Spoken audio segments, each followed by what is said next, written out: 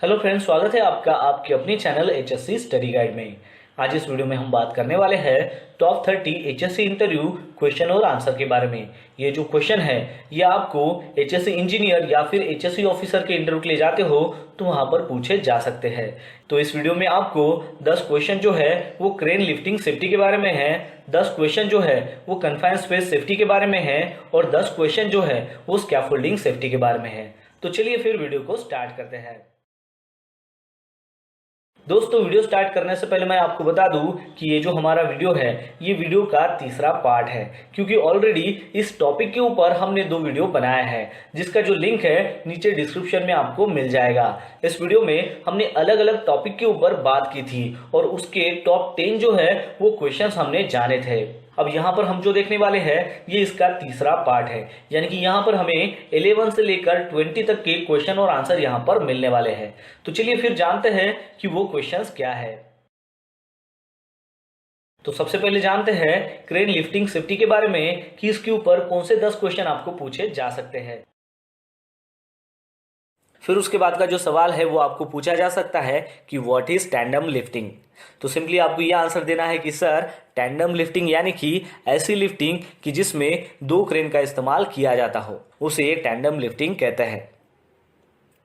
फिर उसके बाद का जो सवाल है वो आपको पूछा जा सकता है कि what is working load limit. तो सिंपली आपको ये आंसर देना है कि सर वर्किंग लोड लिमिट जो है वो मैक्सिमम अलाउेबल लोड कैपेसिटी होती है, वो रिटर्न होती है लिफ्टिंग गियर्स के ऊपर। मतलब उतनी जो है वो उसकी मैक्सिमम अलाउेबल कैपेसिटी होती है, उतना ही आपको उससे लोड उठाना है, उससे ज़्यादा लोड आपको उसमें नहीं उठाना है। फिर उसके बाद का जो सवाल है वो आपको पूछा जा सकता है कि लिफ्टिंग के दौरान कितनी विंड स्पीड जो है वो अलाउ होती है। मतलब लिफ्टिंग के लिए या फिर रिगिंग के लिए कितनी विंड स्पीड जो है वो अलाउ होती है। तो सिंपली आपको ये आंसर देना है कि सर लिफ्टिंग एक्टिविटी जो है वो 32 किलोमीटर पर आवर अगर विंड स्पीड हो वहाँ तक ही अलाउ होती है। तो उससे अगर ज़्यादा विंड स्पीड हो तो लिफ्टिंग एक्टिविटी अलाउ नहीं होती और उसको स्टॉप किया जाता है। 32 किलोमीटर पर आवर यानी कि 20 माइल्स पर आवर यानी कि 8.9 मीटर पर सेकंड। फिर उसके बाद का जो क्वेश्चन है वो आपको पूछा जा सकता है कि लिफ्टिंग के दौरान स्लिंग के कितने डिफरेंट टाइप्स होते हैं। तो सिंपली आपको ये आंसर देना है कि सर सिंथेटिक यानी कि nylon webbing, wire rope sling, chain sling. ये जो है ये मेनली 3 टाइप्स होते हैं स्लिंग के। फिर उसके बाद का जो क्वेश्चन है वो आपको पूछा जा सकता है कि वर्किंग एट हाइट पे कितनी मैक्सिमम विंड स्पीड जो है वो अलाउ होती है। तो उसके लिए सिंपली आपको ये आंसर देना है कि सर 20 नॉट्स यानी कि 23 माइल्स पर आवर यानी कि 37 किलोमीटर पर आवर। फिर उसके बाद आपको पूछा जा सकता है कि what are the requirements of man basket, यानी कि मैन बास्केट की क्या रिक्वायरमेंट होती है। तो उसके लिए आपको ये आंसर देना है कि सर मैन बास्केट जो है वो अकॉर्डिंग टू स्टैंडर्ड होना चाहिए, यानी कि अकॉर्डिंग टू स्टैंडर्ड उसका डिज़ाइन होना चाहिए और उसी प्रकार उसको फैब्रिकेटेड करना है। फिर उसके बाद आपको बताना है कि उस मैन बास्केट का 3rd पार्टी सर्टिफिकेट भी होना चाहिए। फिर उसके बाद आपको बताना है कि उस मैन बास्केट में 2 गाइड रोप भी होने चाहिए। उस मैन बास्केट के जो भी लिफ्टिंग गियर्स है वो डैमेज फ्री होने चाहिए। लोड बेरिंग कैपेसिटी उस मैन बास्केट की जितनी है वो उसके ऊपर रिटर्न होनी चाहिए। शैकल्स विथ क्वार्टर पिन उसी का ही वहाँ पर इस्तेमाल करना है। वहाँ पर सर्टिफाइड रिगर होना चाहिए और वहाँ पर लिफ्टिंग प्लान भी होना चाहिए। तो ये सारी रिक्वायरमेंट्स होती हैं मैन बास्केट की, ये सारी चीज़ें आपको उनको बताना है।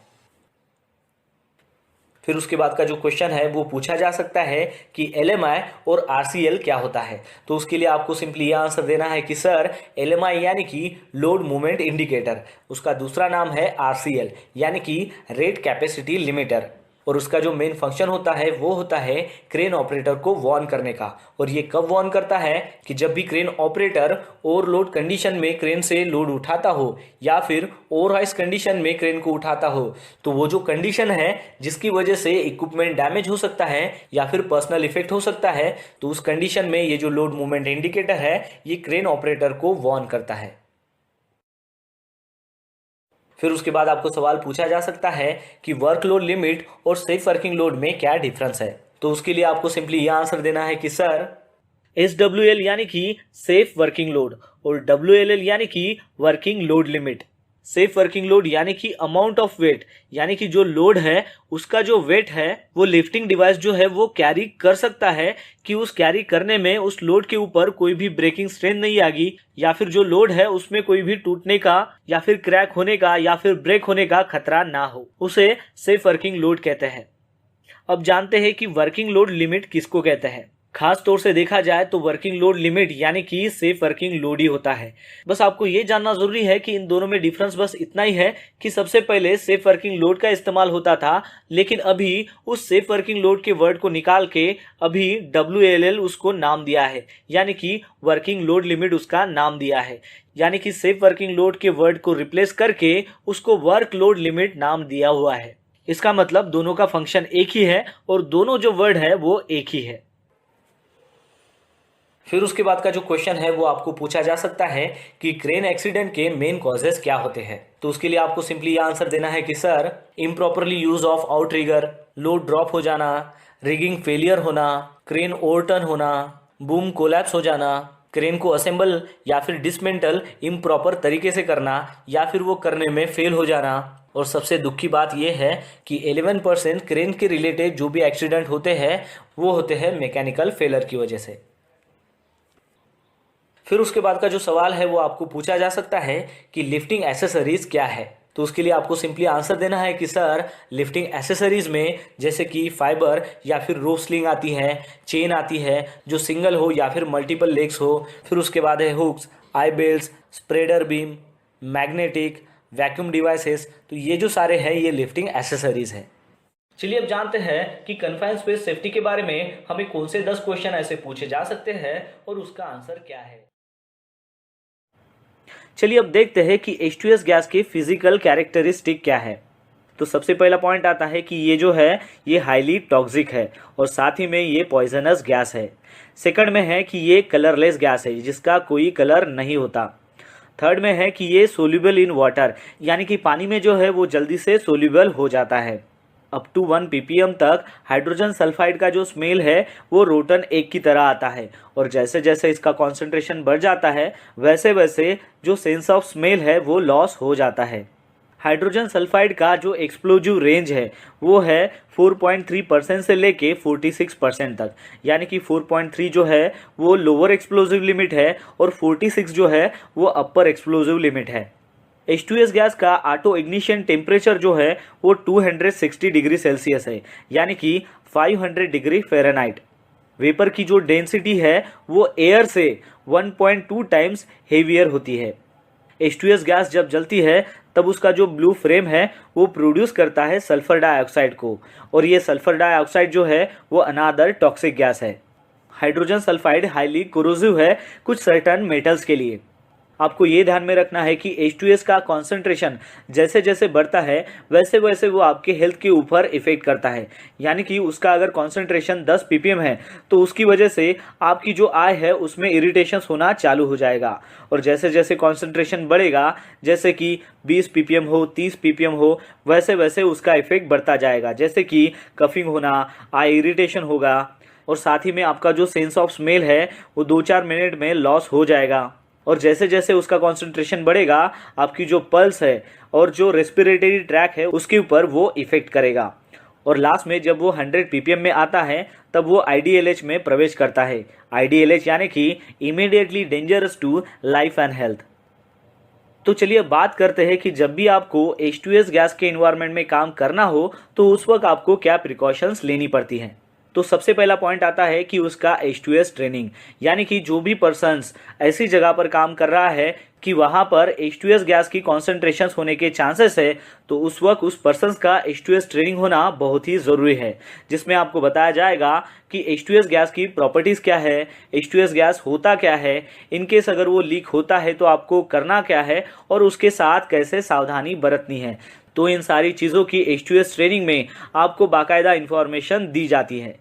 सेकेंड पॉइंट है पर्सनल H2S गैस मॉनिटर, यानी कि जो भी पर्सन्स ऐसे इन्वायरमेंट में काम कर रहा है जहां पर H2S गैस के कॉन्सेंट्रेशन होने के चांसेस है वहां पर उसके पास पर्सनल H2S गैस मॉनिटर होना चाहिए। आपको ये बात ध्यान में रखना बहुत ही ज़रूरी है कि H2S गैस मॉनिटर खाली H2S गैस को ही डिटेक्ट करेगा, लेकिन वो कब कि जब उसका कॉन्सेंट्रेशन 10 ppm होगा तब।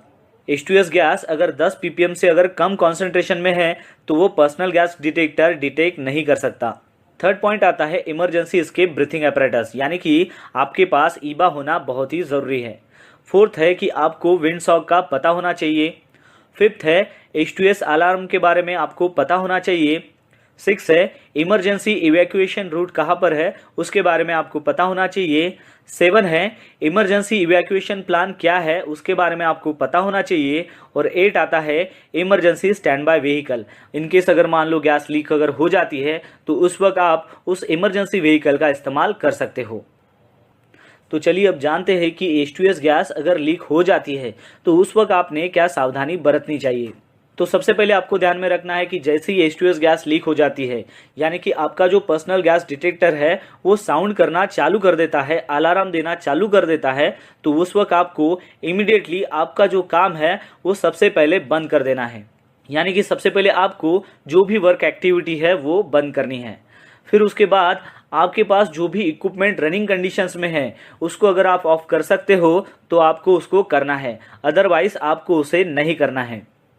उसके बाद आपको विंड सॉक की तरफ देखना है ताकि आपको पता चल सके कि विंड का डायरेक्शन किस तरफ है।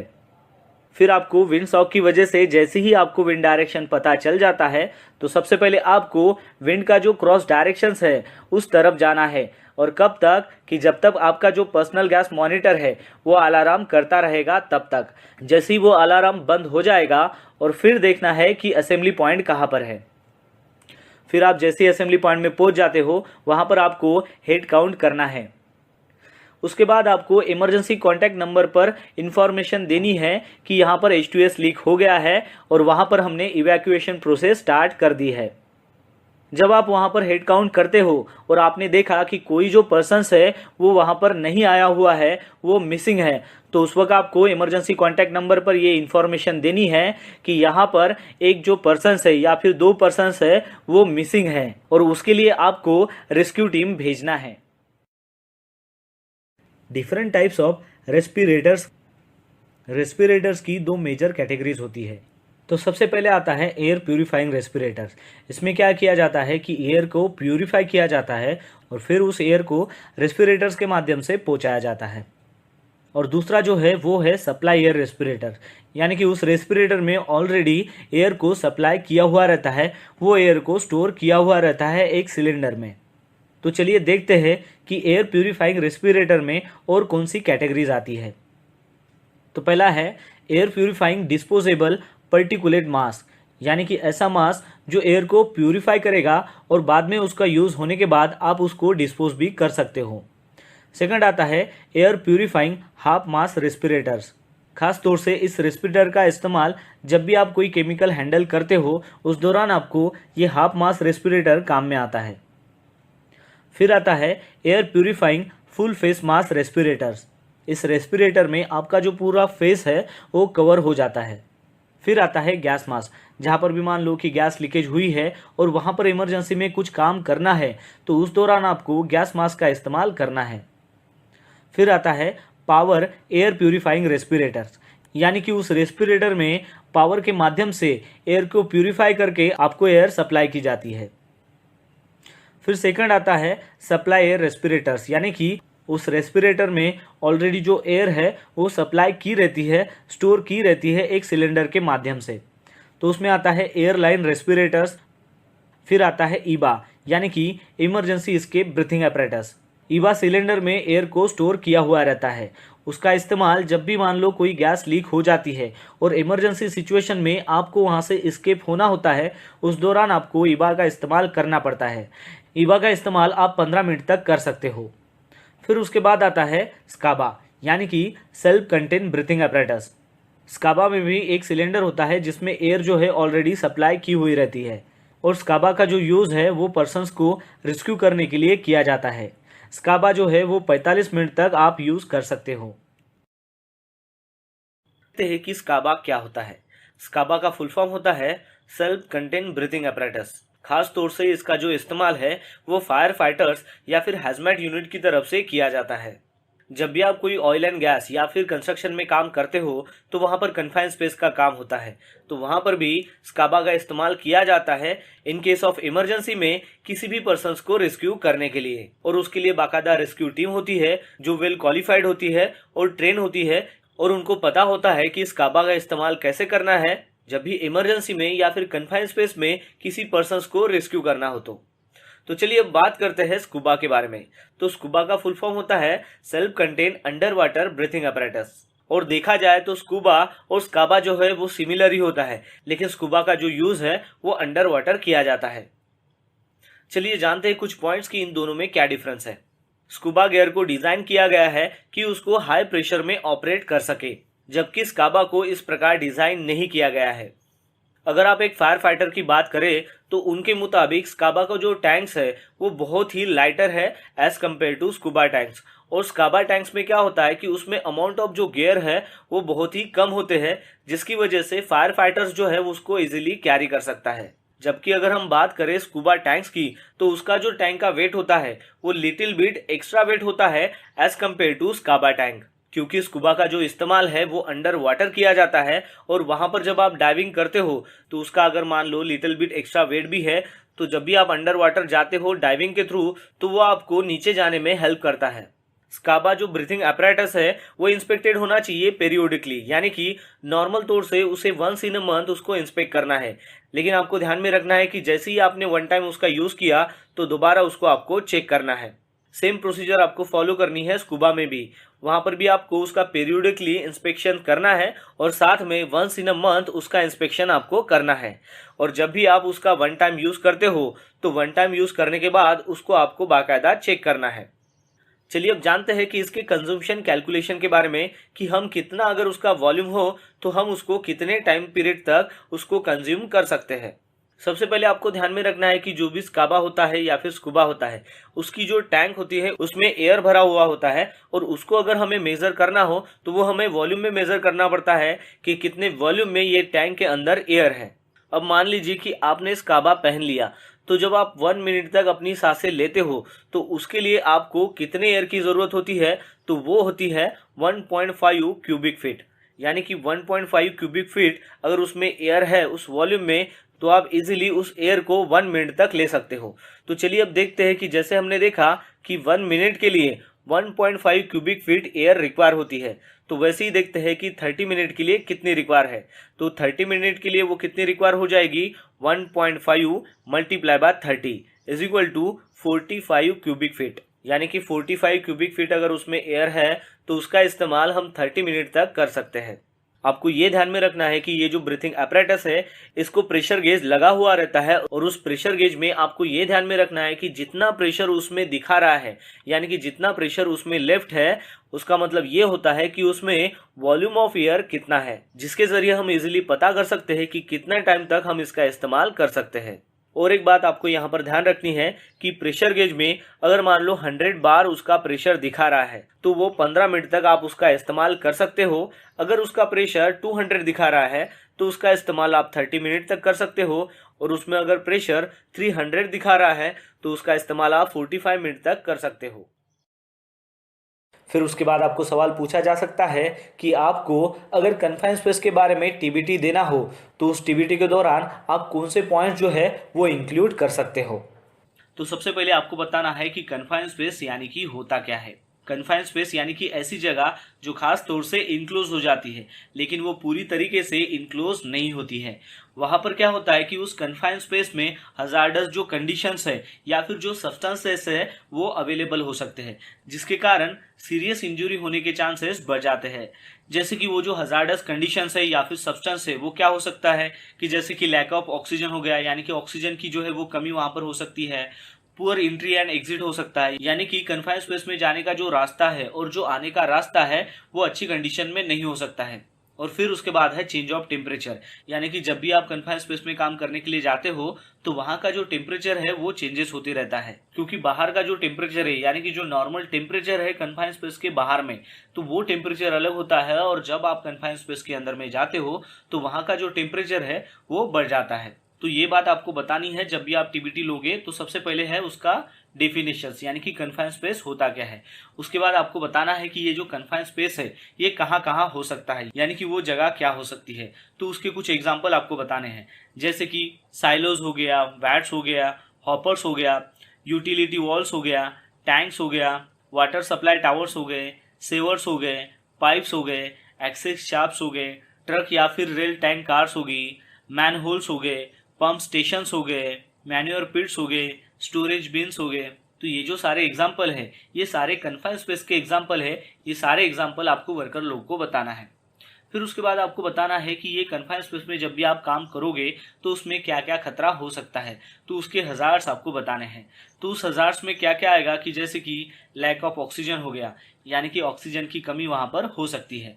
दूसरा हजार्ड है टॉक्सिक गैसेस, यानी कि जहरीली गैसेस। कन्फाइंड स्पेस में जब आप काम करोगे तो वहां पर जहरीली गैसेस की अवेलेबिलिटी होना बढ़ जाता है। तो जैसे कि H2S गैस है, वो जहरीली गैस है, वो वहां पर मौजूद हो सकती है। फिर उसके बाद है फायर, यानी कि आग लगने का खतरा, वो भी वहां पर हो सकता है। फिर उसके बाद है स्लिप एंड ट्रिप्स, तो वो भी हजार्ड वहां पर मौजूद हो सकता है। फिर उसके बाद है एक्सेस एंड इग्रेस, यानी कि आने का और जाने का जो रास्ता है वो भी एक खतरा हो सकता है। फिर उसके बाद आपको बताना है कि फ्री फ्लोइंग जो भी मटेरियल है वो भी वहां पर खतरा हो सकता है। तो ये जो सारे हजार से ये भी आपको उनके साथ डिस्कस करना है। फिर उसके बाद आपको बताना है कि कन्फाइंड स्पेस की क्या रिक्वायरमेंट होती है, यानी कि वहां पर किस कंडीशंस में आपको काम करना चाहिए और किस कंडीशंस में आपको काम नहीं करना चाहिए। तो वो बातें भी आपको बतानी है। जैसे कि सबसे पहले आपको बताना है कि किस कंडीशंस में उनको काम नहीं करना चाहिए। तो उसके लिए आपको बताना है कि नो परमिट नो वर्क, यानी कि अगर परमिट नहीं है तो वहां पर काम नहीं करना है। फिर सेकंड पॉइंट आता है उसका इनकॉम्पिटेंट, यानी कि कॉम्पिटेंट अगर पर्सन नहीं है तो वहां पर काम नहीं करना है। थर्ड पॉइंट है कि अगर वहां पर गैस टेस्ट अगर परफॉर्म नहीं की गई है तब भी वहां पर काम नहीं करना है। फिर है नो वेंटिलेशंस, यानी कि वहां पर अगर वेंटिलेशंस नहीं है तब भी काम नहीं करना है। फिर है कि नो ईबा अवेलेबल, यानी कि इमरजेंसी एस्केप ब्रीथिंग अपैरेटस अगर वहां पर अवेलेबल नहीं है तब भी आपको काम नहीं करना है। फिर है उसके बाद एक्सट्रीम टेम्परेचर, यानी कि टेम्परेचर बहुत ही ज़्यादा है तब भी उस कंडीशंस में कन्फाइंड स्पेस में आपको काम नहीं करना है। उसके बाद है नो एक्सेस एंड इग्रेस, यानी कि जाने का रास्ता और आने का रास्ता अगर वहां पर अवेलेबल नहीं है, प्रॉपर नहीं है, तब भी आपको वहां पर काम नहीं करना है। फिर उसके बाद है नो सुपरविजन, यानी कि जो भी काम वहां पर हो रहा है, यानी कि कन्फाइंड स्पेस में काम हो रहा है, वहां पर अगर कोई सुपरविजन नहीं है तो उस कंडीशंस में भी आपको काम नहीं करना है। तो ये सारी आपको बातें बतानी है कि ये जो पॉइंट्स में अगर एक भी पॉइंट्स अगर मिसिंग है तो उस दौरान आपको वहां पर काम नहीं करना है। तो फिर आपको बताना है कि किस कंडीशंस में आपने काम करना चाहिए। तो उसके लिए PTW अप्रूव होना चाहिए। जो भी काम होने वाला है उसके लिए कॉम्पिटेंट पर्सन्स होने चाहिए। जो भी पर्सन्स वहां पर काम के लिए इन्वॉल्व है उन सभी के पास में पर्सनल गैस मॉनिटर होना चाहिए। फिर उसके बाद वहां पर गैस टेस्ट परफॉर्म होना चाहिए। फिर है कि वहां पर प्रॉपर वेंटिलेशन होना चाहिए। फिर उसके बाद है कि जो भी पर्सन्स वहां पर काम करेंगे उन सभी के पास ईबा अवेलेबल होना चाहिए। ईबा यानी कि इमरजेंसी एस्केप ब्रीथिंग अपैरेटस। फिर उसके बाद है कि उस कन्फाइंड स्पेस में टेम्परेचर जो है वो एक्सेप्टेबल होना चाहिए, यानी कि उस रेंज में ही आप काम कर सकते हो, उतना ही टेम्परेचर वहां पर होना चाहिए। फिर उसके बाद है कि जो भी एक्सेस है और रिग्रेस है वो वहां पर प्रेजेंट होना चाहिए और वहां पर प्रॉपर सुपरविजन होना चाहिए। तो ये जो सारे पॉइंट्स है जब वो वहां पर क्लियर होंगे तभी आपको कन्फाइंड स्पेस में काम करना है। तो ये सारी बातें आपको टीबीटी के दौरान वर्कर लोगों को बताना है। फिर उसके बाद आपको क्वेश्चन पूछा जा सकता है कि TLV क्या होता है, TWA क्या होता है, STEL क्या होता है, IDLH क्या होता है, OEL क्या होता है, ऑटो इग्निशन टेम्परेचर क्या होता है, इनर्ट गैस यानी कि नोबल गैस क्या होती है, LEL के बारे में कि UEL क्या होता है। तो ये जो सारे वर्ड्स है को क्या कहते हैं और इनका मतलब क्या होता है। चलिए अब जानते हैं कि TLV क्या होता है। TLV यानी कि थ्रेशोल्ड लिमिट वैल्यू।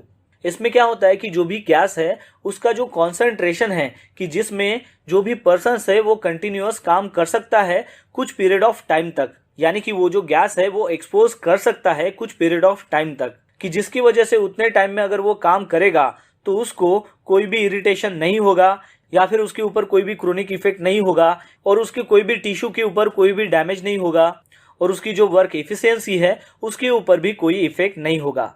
तो हमें जानना है कि उसकी थ्रेशोल्ड लिमिट वैल्यू क्या है। चलिए अब देखते हैं कि TWA क्या है। TWA यानी कि टाइम वेटेड एवरेज। तो TWA क्या होता है कि एयर में जो कंटेमिनेंट है उसमें गैस का जो कॉन्सेंट्रेशन है वो इतना होता है कि वहां पर अगर मान लो पर्सन्स काम कर रहा है कंटिन्यूअस 8 घंटे, तो उसका जो इफेक्ट है उसके बॉडी के ऊपर नहीं होता, जिसे हम उसका नॉर्मल वर्किंग हावर्स कहते हैं। मतलब उस गैस का जो कॉन्सेंट्रेशन है उसमें पर्सन्स काम कर सकता है विदाउट रेस्पिरेटरी प्रोटेक्शन का यूज करके, और वो कब करता है कि 8 आवर्स पर डे और 40 आवर्स पर वीक। तो एग्जांपल लेते हैं ताकि आपको अच्छे से समझ में आए। H2S गैस का अगर कॉन्सेंट्रेशन 10 ppm है तो उस 10 ppm में पर्सन्स 8 घंटे तक काम कर सकता है, कि जिसकी वजह से उस गैस का उनके बॉडी के ऊपर कोई इफेक्ट नहीं होगा, जैसे कि कोई इरिटेशन नहीं होगा या फिर कोई क्रोनिक इफेक्ट नहीं होगा या फिर उसकी जो वर्क इफिशियंसी है उसमें कोई रिड्यूस नहीं होगा। चलिए अब देखते हैं कि STEL क्या है। STL यानी कि short term exposure limit.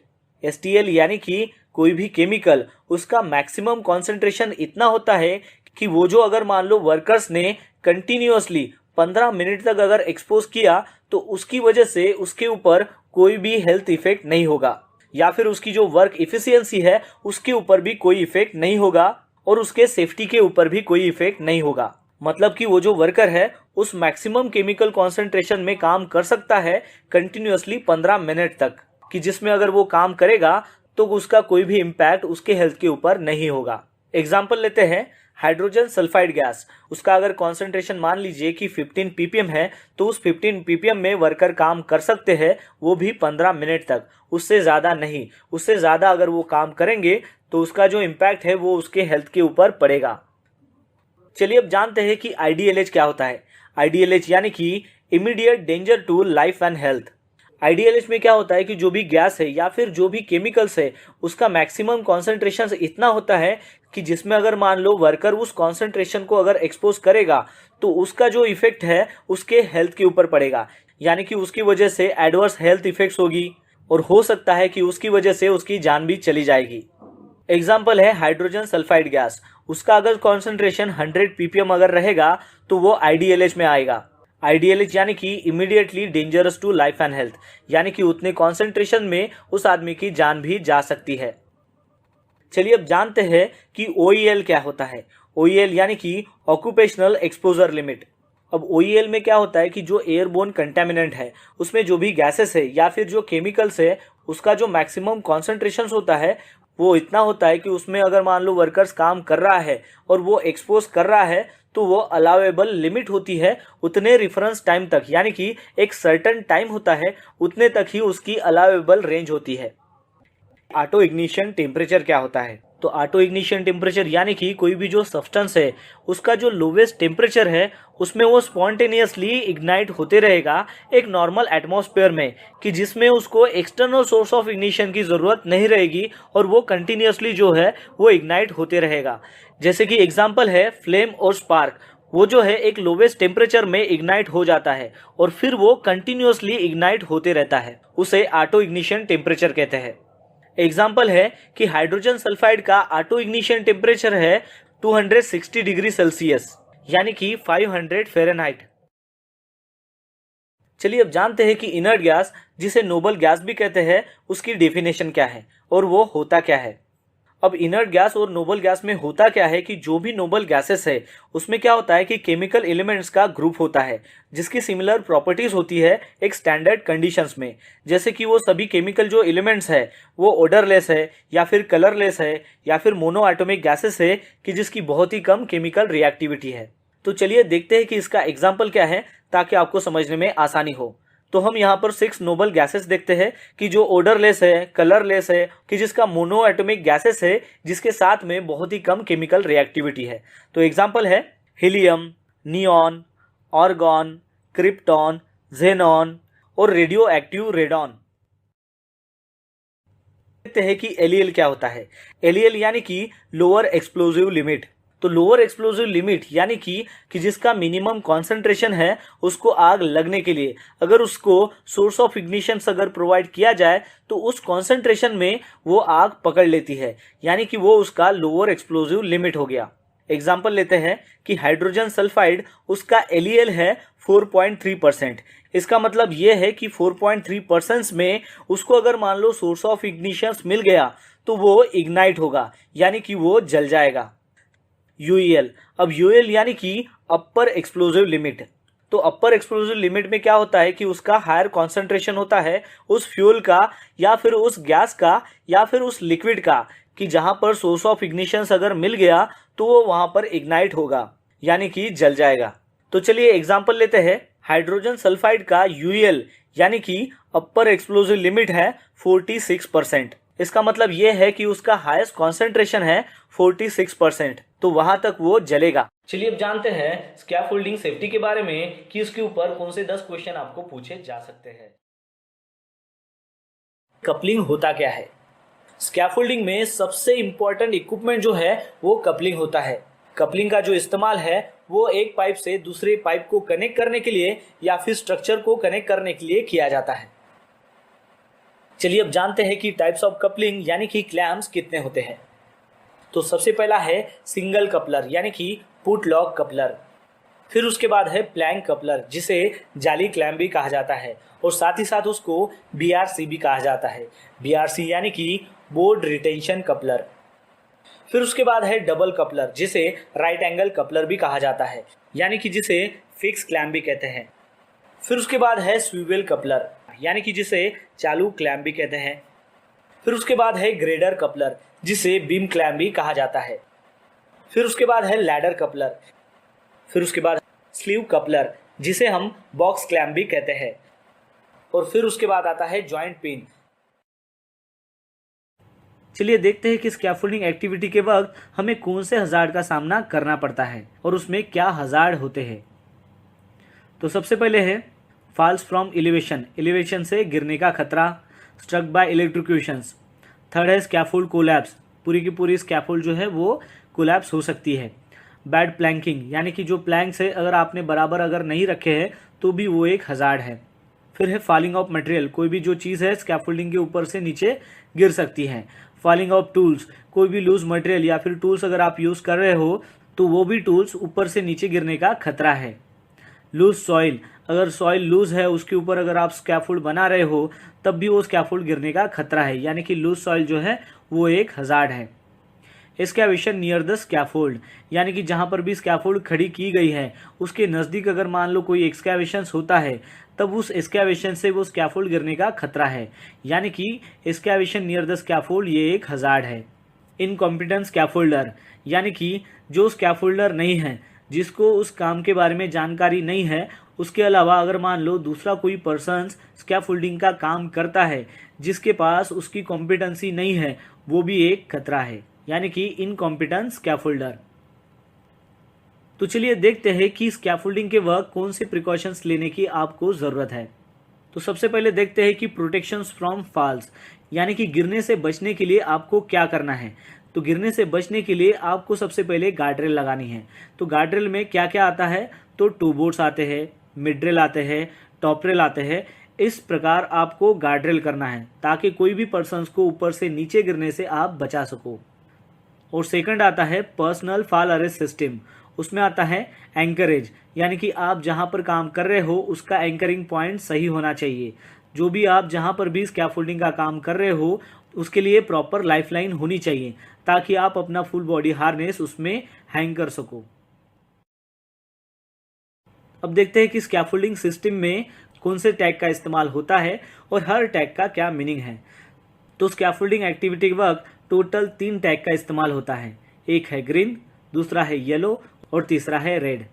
Green tag का ये मीनिंग होता है कि सेफ फॉर यूज़, यानी कि जो भी स्कैफोल्ड को ग्रीन टैग लगा हुआ है वो स्कैफोल्ड सेफ है और वो काम करने के लिए इस्तेमाल कर सकते हैं। दूसरा है येलो, येलो टैग का मीनिंग ये होता है कि उस स्कैफोल्ड में कुछ मॉडिफिकेशन करना है और उस येलो टैग में केवल स्कैफोल्डर पर्सन्स ही काम कर सकते हैं जो कॉम्पिटेंट पर्सन्स हैं। और थर्ड वन है रेड टैग। रेड टैग यानी कि कोई भी स्कैफोल्ड इरेक्शन करने से पहले हमें रेड टैग पुटअप करना पड़ता है ताकि जो भी ऑथराइज पर्सन है, कॉम्पिटेंट पर्सन है, जो भी स्कैफोल्डर है वही उसके ऊपर काम कर सके जब तक स्कैफोल्ड कंप्लीट नहीं हो जाती। उसके अलावा दूसरा कोई भी पर्सन उस स्कैफोल्ड के ऊपर काम नहीं कर सकता। चलिए अब जानते हैं कि स्कैफोल्डिंग का इंस्पेक्शन किस प्रकार किया जाता है और उसमें क्या क्या पॉइंट्स जो है वो आपको चेक करना बहुत ही ज़रूरी है। तो सबसे पहले आपको चेक करना है कि जो भी स्कैफोल्ड जहां पर बनाई है उसका ग्राउंड लेवल किस कंडीशंस का है वो आपको चेक करना है और इंश्योर करना है कि उसका जो ग्राउंड लेवल है वो सॉलिड फर्म होना चाहिए और प्रॉपरली लेवल कंडीशंस में होना चाहिए। फिर सेकंड आपको चेक करना है उसका सोल प्लेट, यानी कि इंस्पेक्शन के दौरान आपको देखना है कि उसका सोल प्लेट क्या है। सोल प्लेट का एक स्टैंडर्ड साइज आता है, वो होता है 300 बाय 300 बाय 6 mm, यानी कि उसका लेंथ जो है वो 300 mm का होता है, विड्थ जो है वो 300 mm का होता है और हाइट जो है वो 6 mm की होती है। तो ये जो है ये सोल प्लेट का स्टैंडर्ड साइज होता है, उस प्रकार आपको उसको चेक करना है। फिर आपको देखना है कि उसका जो बेस प्लेट है उसको आपको चेक करना है। उसमें भी आपको ये चेक करना है कि वो जो बेस प्लेट है वो डायरेक्ट ज़मीन पर नहीं होना चाहिए, वो सोल प्लेट के ऊपर होना चाहिए और उस बेस प्लेट का जो साइज़ है वो 150 बाय 150 बाय 6 mm का होना चाहिए, यानी कि उसकी जो लेंथ है वो 150 mm होना चाहिए, विड्थ जो है वो 150 होना चाहिए और उसकी जो हाइट है वो 6 mm होना चाहिए। फिर आपको चेक करना है कि उसका जो स्टैंडर्ड है वो अच्छी कंडीशंस में है कि नहीं है और वो जो स्टैंडर्ड्स है वो लेवल है कि नहीं है वो भी आपको चेक करना है। फिर आपको देखना है कि जो भी लेजर्स वहाँ पर लगाया गया है वो प्रॉपरली क्लैंप है कि नहीं है वो भी आपको देखना है। फिर आपको देखना है कि जो भी ट्रांसोम्स वहाँ पर यूज़ किए गए हैं वो जो ट्रांसोम्स है वो अच्छी कंडीशंस में है और वो प्रॉपरली जो है वो उसको टाइट किया गया है। फिर आपको देखना है कि जो भी कपलर्स वहाँ पर इस्तेमाल किए गए हैं वो कहीं पर लूज तो नहीं है, वो भी आपको देखना है और इंश्योर करना है कि वो जो सारे कपलर्स है वो टाइट किए गए हैं।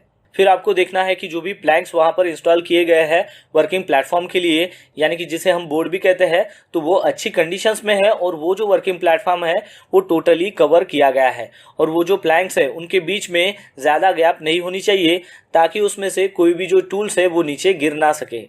फिर उसके बाद आपको इंस्पेक्ट करना है टू बोर्ड को, यानी कि उस वर्किंग प्लेटफॉर्म में टू बोर्ड अवेलेबल है क्या वो आपको इंश्योर करना है और वो जो टू बोर्ड है उसका जो हाइट है वो 6 इंच होना चाहिए, यानी कि 150 mm उसका हाइट होना चाहिए। फिर उसके बाद आपको देखना है कि जो भी गार्डरेल्स वहाँ पर लगाए गए हैं जो स्टैंडर्ड उसकी हाइट है वो मेंटेन की गई है। गार्डरेल को टॉप रेल भी कहते हैं और टॉप रेल की जो हाइट है वो होती है 950 mm से लेकर 1200 mm तक, तो वो जो हाइट है वो वहाँ पर मेंटेन है कि नहीं है वो आपको चेक करना है।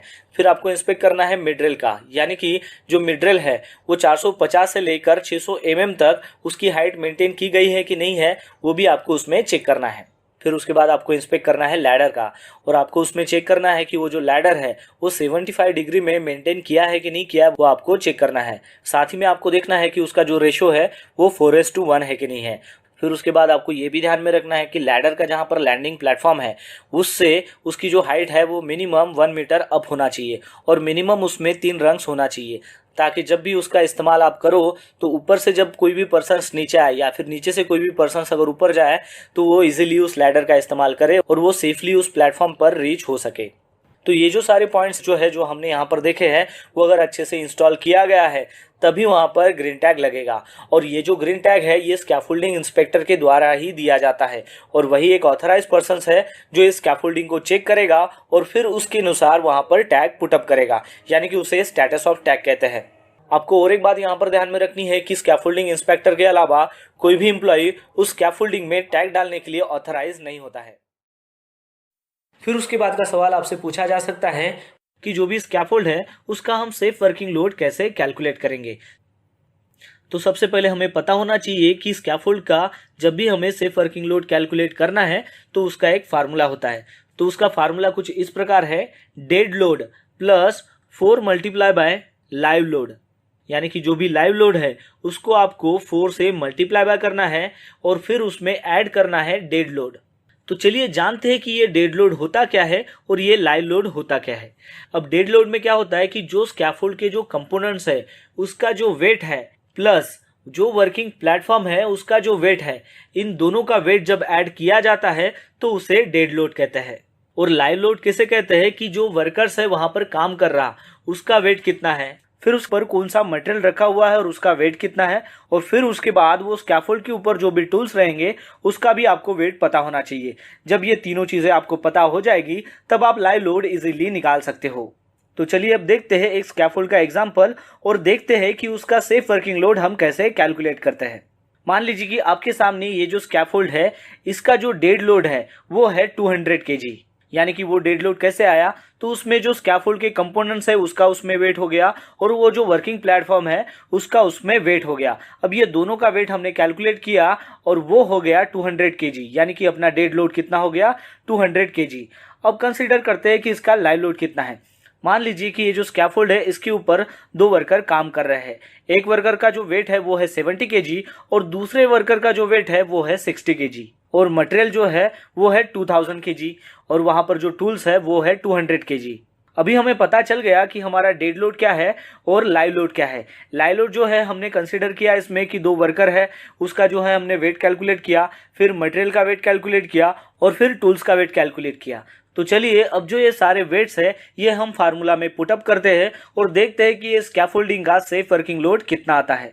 तो सबसे पहले हमारा जो फार्मूला है वो है dead load plus 4 multiply by live load. तो यहाँ पर डेड लोड हमने कितना लिया है 200 kg, तो 200 kg plus bracket 4 multiply by live load आएगा। तो यहाँ पर लाइव लोड हमें कैसे कैलकुलेट करना है, तो सबसे पहले हमें ये जो वर्कर्स काम कर रहे हैं इनका हमें वेट लिखना पड़ेगा, यानी कि 70 kg plus 60 kg plus 200 kg plus 2000 kg।